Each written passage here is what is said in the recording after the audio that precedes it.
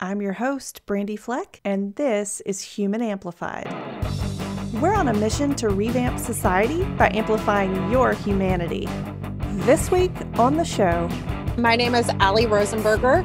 I am a mother. Nobody goes into a marriage thinking, hey, you know what, in a few years, this thing's going to be done, it's over with. I think that you have to remember that it's not about you, it's about your kids. Peaceful co-parenting. Keeping my best friend, the ultimate stepfather, and it works for us. February is here and romance is in the air with Valentine's Day around the corner, a fun day for some and a dreaded day for others. But what happens if the romance dissolves and kids are involved? First, you probably question everything you thought about marriage or long-term partnerships. And second, you have to navigate working together with someone who you just can't work with. Or can you? Our guest today finds herself in this very real and not uncommon scenario where divorce was the last thing she and her ex-husband expected, but they ended up needing to work out what decoupling would look like and how to best support their son in the process. This episode is part one of a two-part series where we explore Aly and Ed Rosenberger's, what I think is, a co-parenting anomaly because they do it so well. Today in part one, Aly explains from her perspective how she, her ex-husband, and her now significant other work together to put the kids first in a peaceful co-parenting arrangement that hinges on prioritizing the kids, trust, and communication.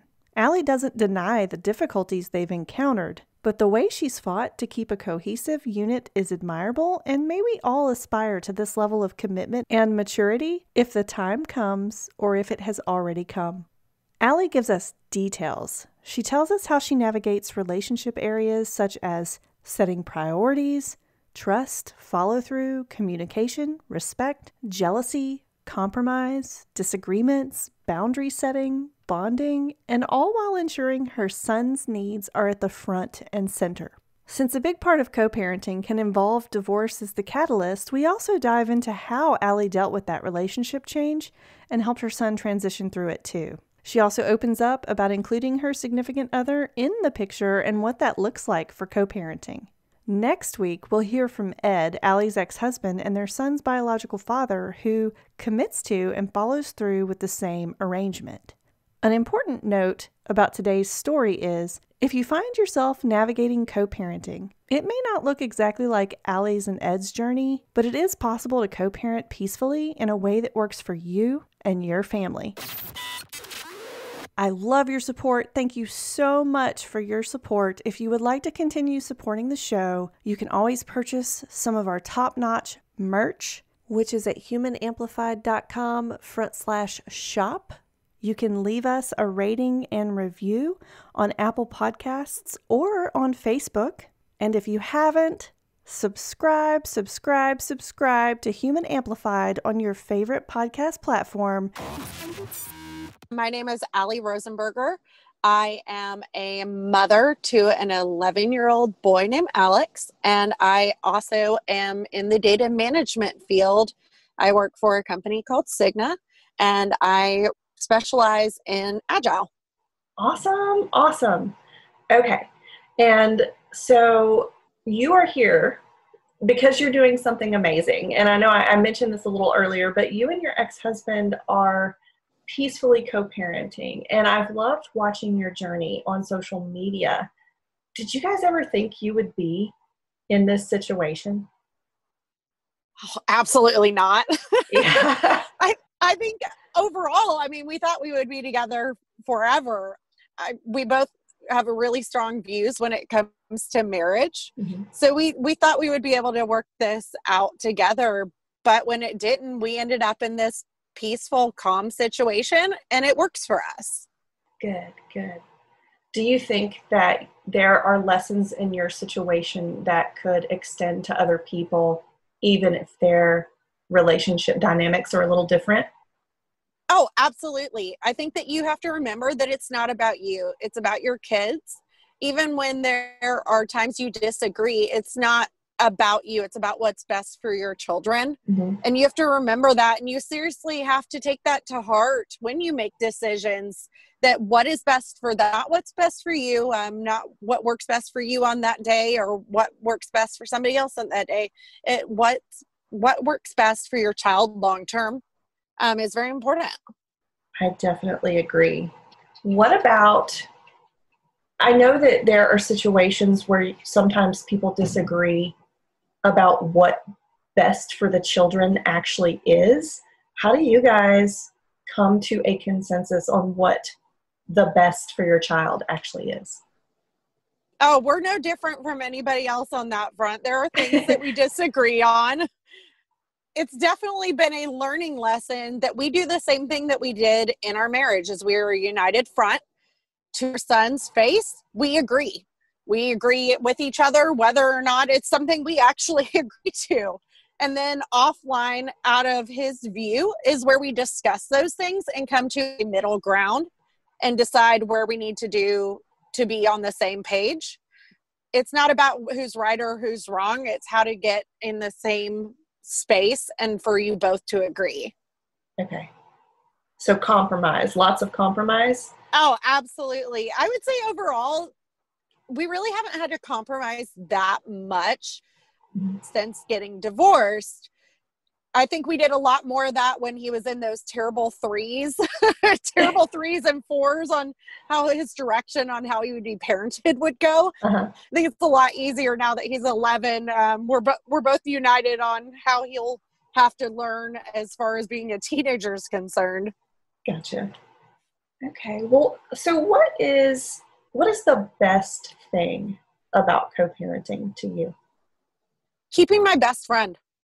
I didn't have to lose my best friend. I still have the person that understands what I'm going through from my perspective with our son, which makes it easy. It doesn't matter whether you have another significant other or you have family. The only other person who's going to know your child the best is their other parent. So whether that's the mom, whether that's the dad, they're going to understand what you're going through with your child. If your child's upset, if your child's stressed, they're going to be the person that relates to you the most. So it's good to be in this situation because I truly do still have my best friend. I can call and say, well, our son's stressed about this, and he can relate because he understands our son to the depth that I do too. Mm-hmm. It makes me think too that because your son is part of both of you, he reacts to things in ways that either the dad reacts to or the mom reacts to. So you guys know how you would react in a situation. That probably helps, does it? Oh, exactly. Some of the ways he reacts are exactly like me. Some of them are exactly like his dad. So we're very fortunate enough to know each other well enough to know how to address how he acts in those situations. Awesome. So we're going to dive into the context of your marriage and how it ended a little bit later to help us dissect the foundation that you guys had for setting up this peaceful co-parenting arrangement. But I have to ask, you guys are still best friends. If you're best friends, why didn't it work? Is that okay for me to ask that? Oh, absolutely. We've gone back and forth about this too on our own. And a lot of it has to do with the fact that we were both careerists. We both really put our career over the other. Ah, okay. We spent more time in our job or in our child than we did in our relationship. So the most times that we would have together really was in like a social setting with other people. It wasn't one-on-one. It stopped being about our relationship and started being about group settings and sports and our career.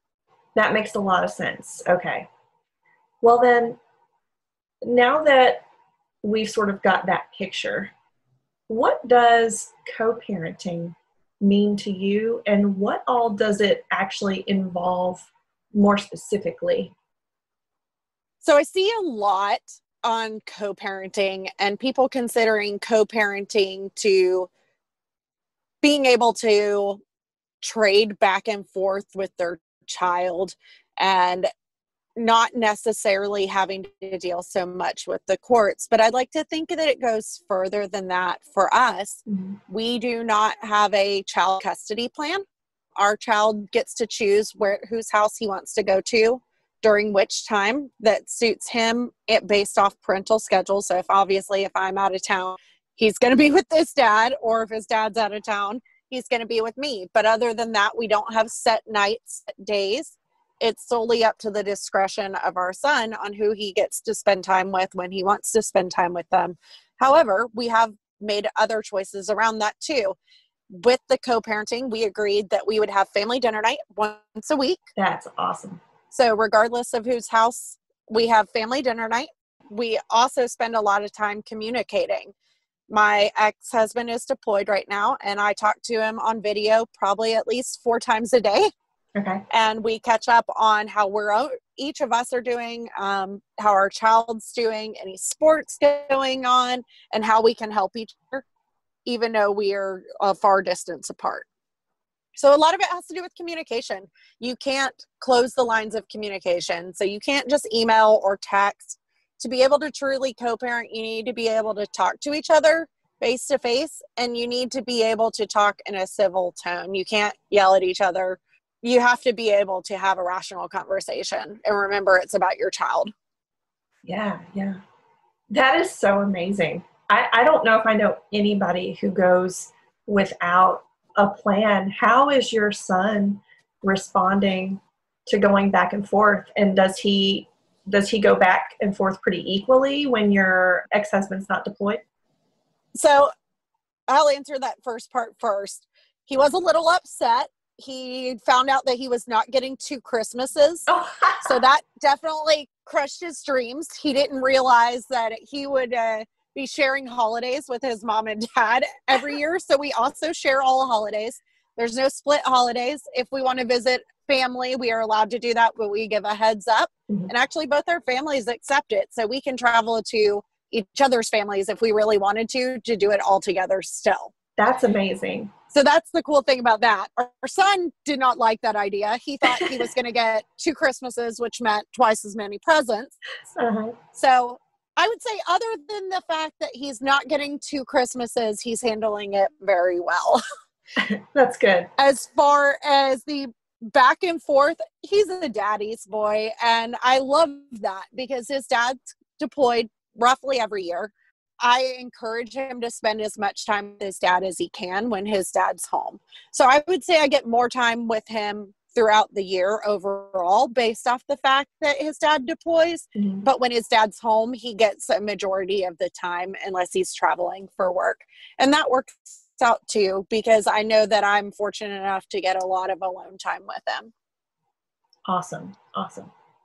So speaking of your son's transition, I know you said that he was sort of disappointed about not having the 2 Christmases, but what other feelings did you have to help him transition through as far as, mom and dad is splitting up. What does this mean for me?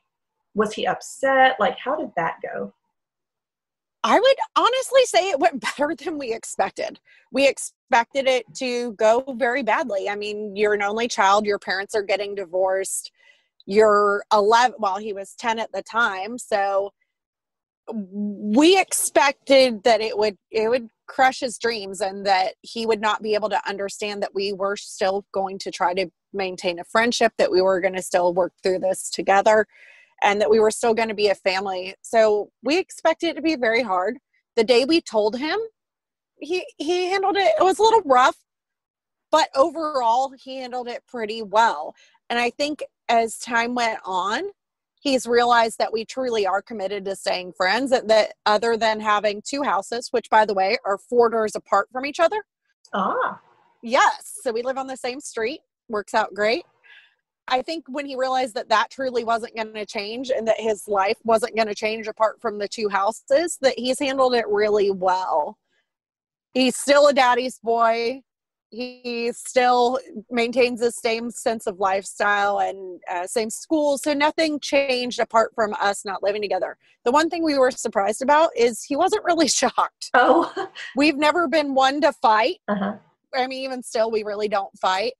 We did, I would say, we would argue behind closed doors, but we weren't even aware that our son knew that we really weren't spending that much time together. And not because we didn't care about each other, just we were caught up in our careers.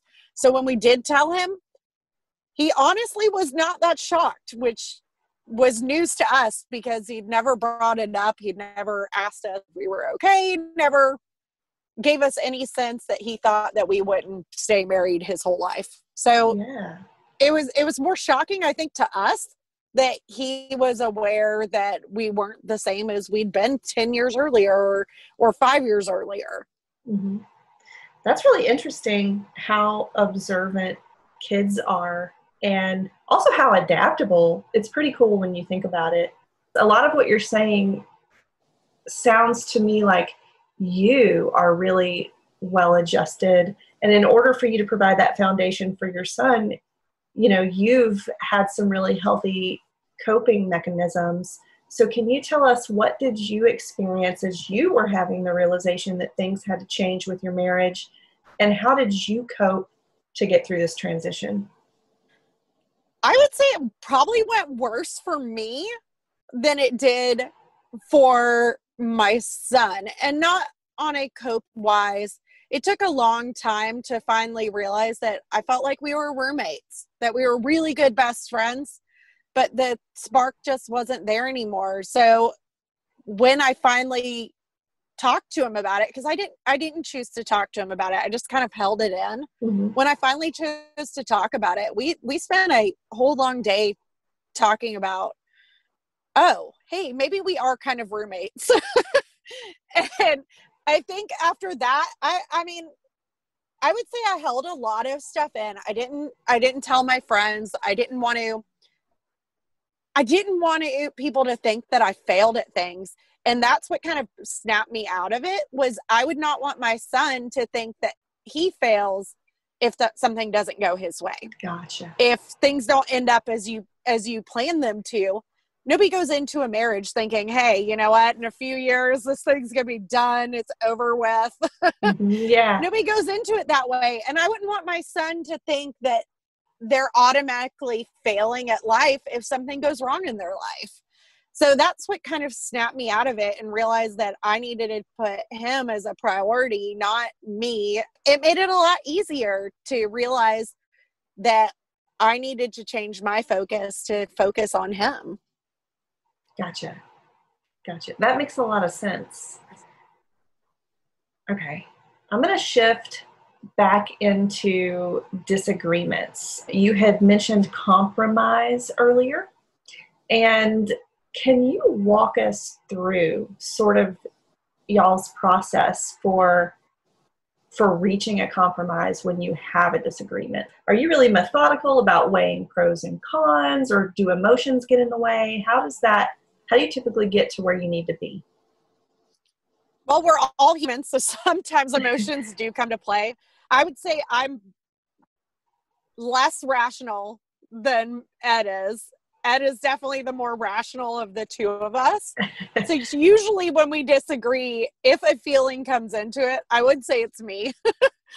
I think he's better at putting things down. Here's the pros or cons. I'm good at that once I have my little mini meltdown, but I don't have that meltdown with him. I'll have the little meltdown about the situation in general that we disagree on. Most of the time, the things that we disagree on are things like Alex being grounded. What does that mean? How strict is that? Yeah. Out of the two of us, I would say I'm probably more strict than he is. He's definitely the fun dad, and I tend to enact harsher punishments. Punishment for a month, no electronics, things like that. Removal of doors if you slam the doors. Yeah. So things along those lines are things that we've definitely had to talk about. What we've come to agreement on is that when we do agree on whatever punishment suits the crime, that it flows to both houses. So it doesn't stay at one house, it also goes to the other. So with that, the punishment becomes a joint punishment. Mm-hmm. And it's something that both parents respect and both parents hold our son accountable to. Gotcha.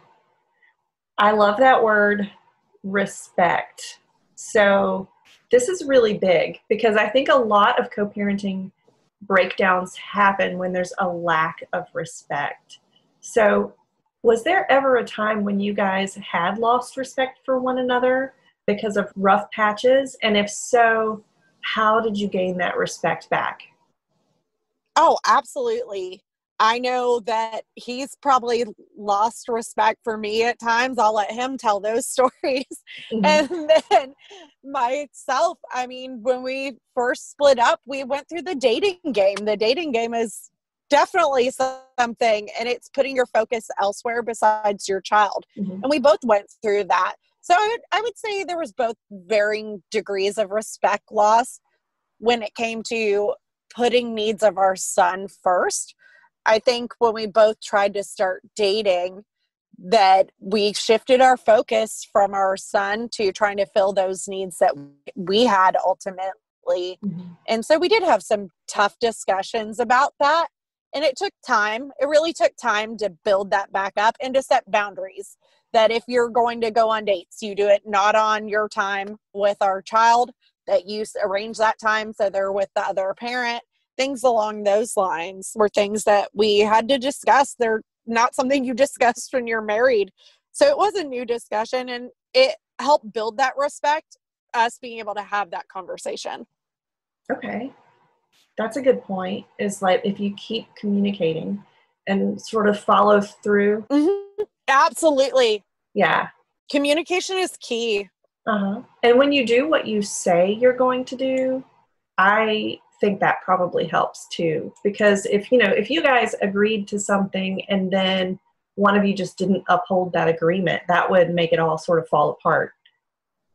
Oh, absolutely. You have to follow through with your commitments that you make, and your communication really is key. Even if things change and plans change and you can't be there when you say you are, if you communicate that, it is way better received, especially in a situation where you're divorced. You can't just send the text 45 minutes after you were supposed to be there and say, oops, my bad, I'm not going to be there. Yeah. It doesn't work like that. And it doesn't work like that for your child. So you have to make a lot of decisions when it comes to communication, that you are committing to being there. You're committing to communicating where you're at, and you're committing to ultimately stay in a friendship type situation Mm-hmm. for your kids' sake. There's never going to be the time that we're not allowed in the same room together because we can't agree. Right. There's so much here I just want to ask you about. Everything from like family support to following through on your commitments. I mean, because you really have to mean it and do it. But you did mention the dating game. So I would love to dive into that for a little while, because a lot of people go through this. When you introduce a significant other into the picture, did they enter that co-parenting relationship with you? Let's just start there. Yes. So we have a rule, and it was something that we decided jointly on together, that before anybody entered our child's life, they had to pass the other person. Okay. And if they did not get a pass, then they do not get to stay. Okay. Makes it a little difficult, makes it definitely a different situation, but we really do want what's best for each other and want what's best for our child. So I started dating in a serious situation with somebody from my past, somebody that I had joined the Army with, known through high school. And he had to meet my ex first before he was allowed to meet our son. And that was definitely something. One, I was nervous. Two, I'm sure he was nervous. Yeah. And ultimately, Ed gave approval for him to meet our son and to continue being in my life and our son's life. And they've developed a great friendship between each other. But it also involves co-parenting, because while they don't get to make the 100% decision when it comes to your child. Mm-hmm. They are still in that situation, and their parenting style is different. Their opinions still matter. Their communication matters just as much. If you're going to be in a relationship with somebody and you have a child, you have to all be on the same page. It has to all be united. So that was something that we made clear at the beginning, Mm-hmm. and that Ed made clear to our son, was that what my significant other says still goes. If you have a problem with it, you're more than welcome to discuss it with your parents, Mm-hmm. but there is no opportunity to be disrespectful. That's not an option. Okay. Well, I have to ask, do feelings of jealousy come into play that you guys have to deal with on either side, whether it's like your significant other having to see you interact with your ex-husband so much, or, you know, you guys seeing each other with different people? How have you guys sort of navigated those emotions? As far as my significant other seeing me spend so much time with my ex, that was hard at first. Okay. It definitely was a learning curve. And when he realized that it truly is a friendship, that there's nothing else, he's been 100% supportive and on board. They actually probably talk equally amount of time as I do. Mm-hmm. And they spend free time together. They go out shooting together. They spend a lot of time just them and bonding them or bonding with our son. That aspect has been very good. It was hard at first because it's hard to understand. And even now, it's hard for people to understand how you can be best friends with your ex. Yeah. If you're best friends with your ex, why aren't you still married? Well, we just realized we weren't a great married couple.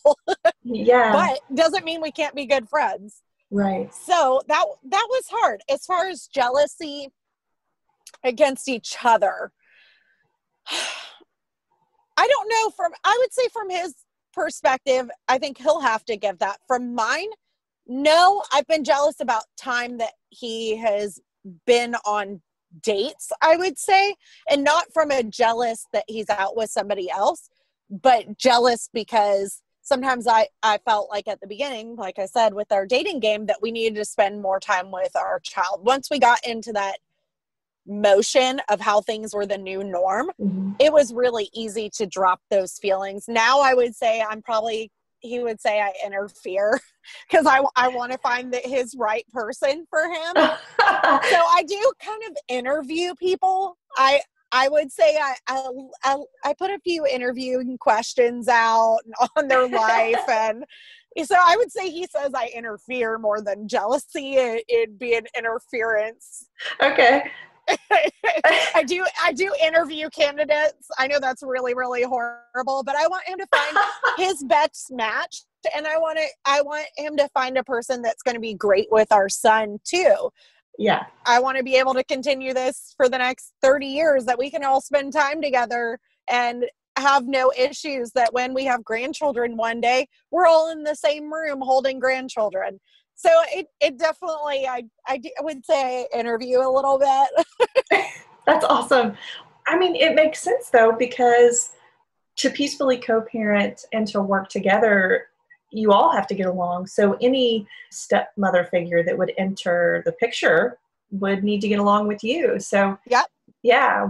What would you say is your criteria for making sure that another person is good for your son?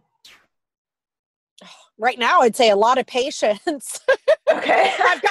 I've got a preteen he's already in middle school, so I would say patience is key at this point in his life. Okay. He is very much independent and very much like me, so he can handle a lot on his own and likes to be on his own. So I would say for my ex, I want somebody who loves him for him, somebody that puts the time into being there. He spends a lot of time gone, and he needs somebody that can understand that he's gone and that what he does is important, and can be there for him when he is home, and be there for our son when he's gone and when he's home.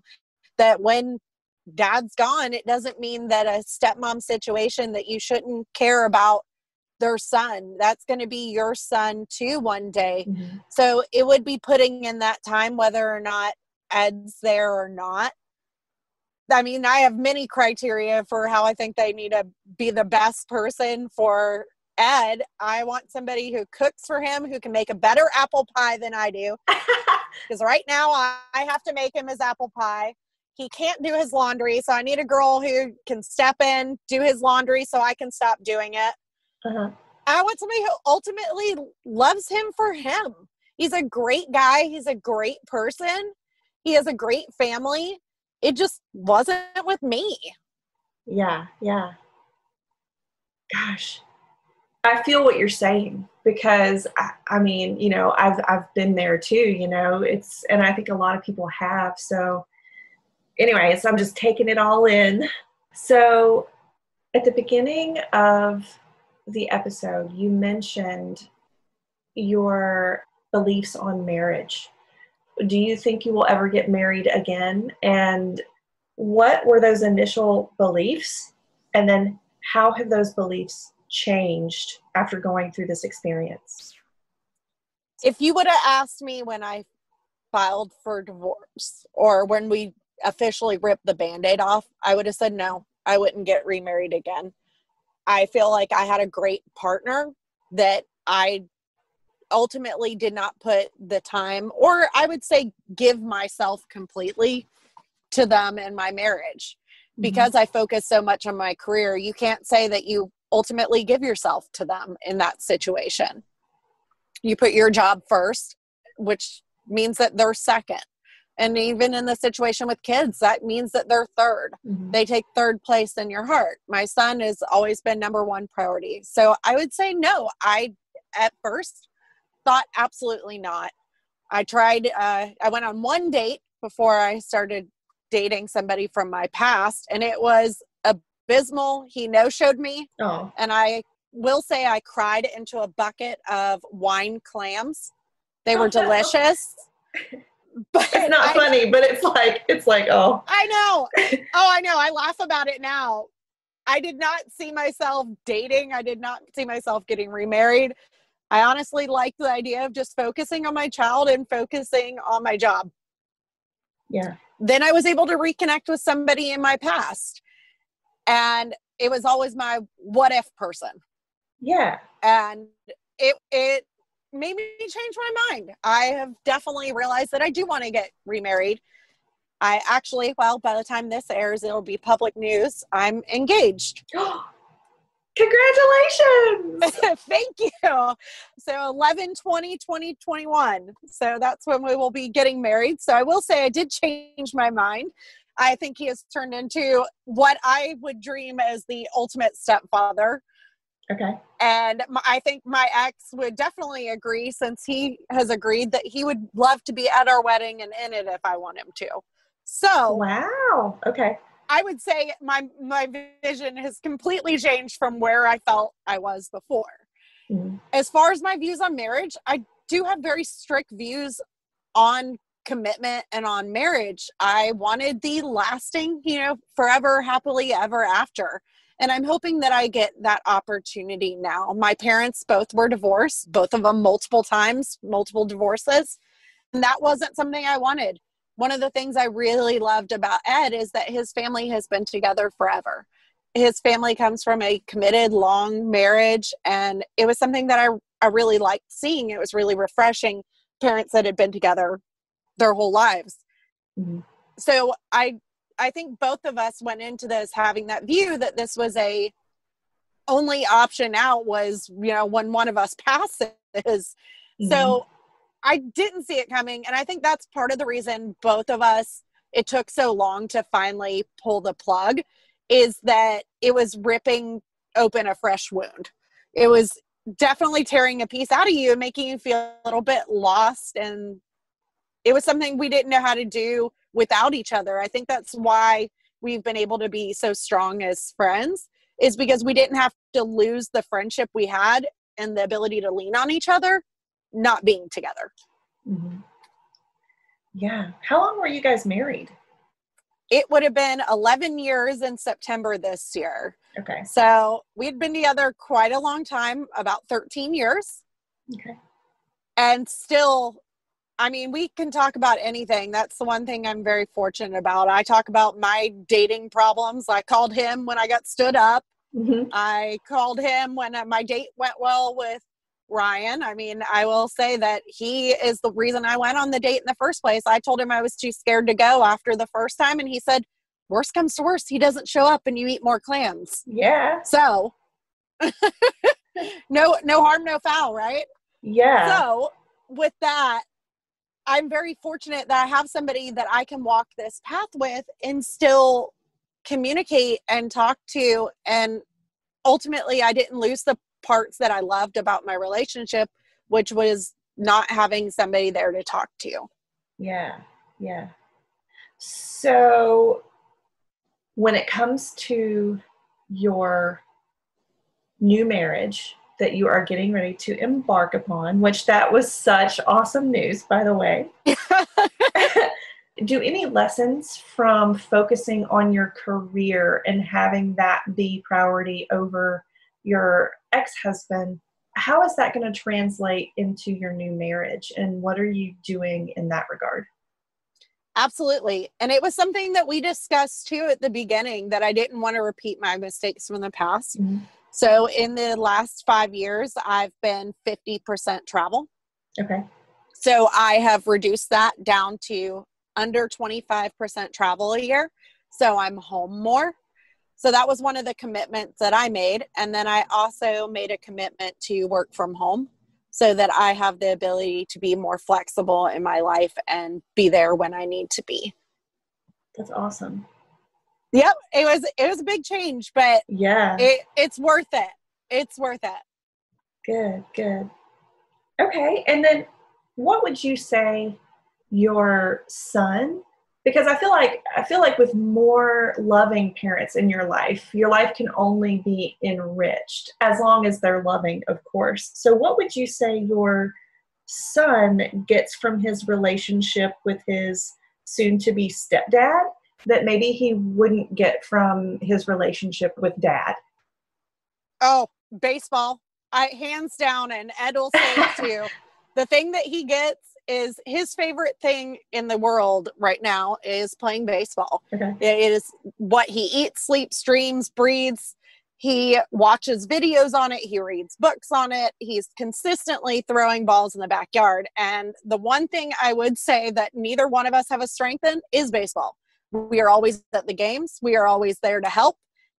But that's not our wheelhouse. And ironically, that is my significant other's wheelhouse. So they spend hours upon hours out in the yard throwing the ball, improving his skills, working on batting. Mm-hmm. And it gives him that opportunity to have something special with him. Yeah. That he doesn't have with one of us, because it's something that's not something that we do. So he has a hobby now that he can interact with Ryan with that Ed and I really weren't that good at. It's funny, it came up this year. Travel ball is going to be signing up for soon. And he was like, Mom, just know I want Ryan there and Dad, and then you can come if you have time. So he automatically gravitated towards Ryan because he knew Ryan could help him. Yeah. But Dad is always numero uno. He is for sure a daddy's boy. So Daddy got second place, and I got third if I have time to be there. Okay. All right. Well, hey, are you going to be a stepmom? Yes, I am. Ooh. Ryan has a son too, which works out great. He is 8 years old, so I'm elementary and a middle schooler. Okay. And he has sole custody of his son. So I have the opportunity to have two children, two boys, and it is an amazing journey to take together. And it's so rewarding. It's rewarding. I didn't think that you could love somebody the same way that wasn't biologically yours. And I swear, having an extra little boy just brightens my heart on a daily basis. Yeah. He doesn't grow up with his mother, so that's a different situation. I was very fortunate enough last week. He made me breakfast. He made me a burnt bagel, not on purpose. He tried to make me a bagel. He put it at my office desk in my office, and on top of it, it said, "I love you, mommy." Aww. And it just melted my heart. I ugly cried right there. He still calls me Aly to his face or to my face, but he did write me my first mommy note, and that was, oh, it filled my heart with so much joy. Yeah, you're going to make me cry. It's so sweet. Well, and that's what I'm hoping for too with my son, is that my son finds that other person with Ed that he loves too. That's the me when I can't be around. Mm-hmm. I want somebody who can fill my space when I'm not available. Yeah. And that's ultimately what you should want. And I'm very grateful that I have that situation to be that stepmother figure, because I can see the struggles that they'll go through having a stepchild, that it is mm-hmm. different. You do go through different struggles than you do with your own child. So yes. what might be the same for your own is not going to be the same for a step. So I'm hoping my experience helps me to understand when they struggle with my own son. Yes, that is so true. And so you're not co-parenting for your stepson, because you said, well, Ryan has full custody, correct? Yes. I have had interactions, mainly with court proceedings, but okay. It is a very, very different situation. It reminds me, and actually Ed has witnessed some of this situation, and I would say for both of us, it was a real refreshing moment to realize how lucky we were that we have been able to put our son first. Mm-hmm. And we've seen the other side of things. We've seen the ugly side, how divorce can be and how child custody can be. And I think that it pushes us even more to be what our son needs. Yeah, yeah. Well, have you thought about, when your stepson ends up seeing the relationship you have with Ed and how you guys sort of parent your biological son, how are you going to talk to your stepson about the differences? See, that is one thing that I would say we're very lucky with. Ed spends a lot of time with us. So my stepson has a lot of opportunities to see a healthy co-parenting situation. He spends a lot of time with Ed too, and Ed doesn't treat him any differently than he treats our son mm-hmm. when we're all together. We are very much a co-parenting unit and treat it as kind of a tribe, how our relationship works. There's no, Alex is my son, I'm not interacting with DJ because, he's not mine. He treats him mm-hmm. with the same respect and courtesy, and DJ gets to see that Alex has two parents that spend a lot of time. We have had some questions because ultimately it's a different situation than his. Mm-hmm. But the thing that I always repeat to him is that there is a way to be friends, and that there is a way to put your child first, and that if he's ever in this situation, heaven forbid, I mean, obviously I don't want him to get married and get divorced. Nobody wants that. But I want him to know that if he's ever in that situation, that you can always take the high ground and attempt. You should attempt to try to make it work for your child. Yeah. And I know that's not feasible in some situations. In this situation, it's not feasible. It took me a long time to realize that, because I wanted to believe that every relationship could be like ours. Yeah. And I want to believe that too. Yeah. Why can't they? But it takes both sides. Both sides have to 100% commit to the journey. And that's something that you both have to work for. And if there's one side that has no interest, it makes it hard and ultimately sad for your child. So I do recommend you trying to communicate, trying to put their needs above your own. Because at the end of the day, they're the ones that are the children. You're helping shape their life and their views on things. You already had that happen to you when you were a child. You're not 18 anymore. You're an adult. So it's your opportunity to help shape theirs in a healthy manner and show them what healthy relationships look like. So if anything, even if DJ can't have his parents, like Alex is lucky enough to have his, hopefully I can show him through my relationship with Ed that you can still be an adult in situations like this. Yeah. Well, Aly, that is all just so amazing and so refreshing. And I'm just really honored that you shared with us today. Is there anything that I didn't ask you that you think is important to put out there? No, I think you hit me with some good ones, and I really enjoyed it, because I do think more people should try to understand situations like this. I will say it was hard when we announced it. We lost friends that couldn't understand how we could be friends. Oh. We had family not understand. Now our family is on board. My mom still calls Ed her son. I still talk to Ed's parents every week to check in and let them know how our son is doing and their grandson. I actually to see them this summer when our son went to spend 2 weeks with them. So it's taken time for people to realize that it wasn't a phase. It wasn't a theory, that as things have gone further, we have just gotten stronger in this mode and have able to work together even better as time's gone on. Yeah. Awesome. Well, thank you for coming onto the show and sharing your story. It has been an absolute pleasure. Awesome. Thank you so much for having me.